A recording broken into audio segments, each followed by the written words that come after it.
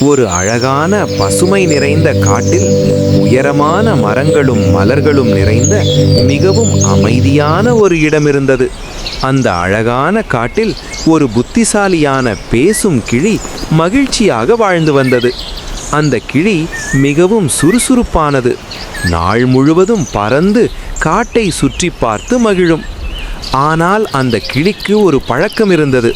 அது எதையும் அவசரமாக செய்யும் பழக்கம்.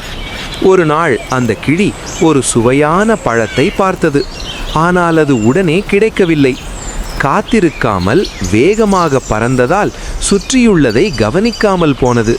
அதனால் அந்த கிளி சின்ன சிக்கலில் சிக்கிக்கொண்டது.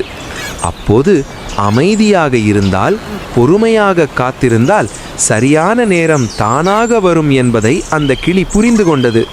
குழந்தைகளே, இந்த கதை நமக்கு ஒரு நல்ல பாடம் சொல்லித் தருகிறது. பொறுமையோடு இருந்தால் நாம் பாதுகாப்பாகவும் மகிழ்ச்சியாகவும் இருக்க முடியும்.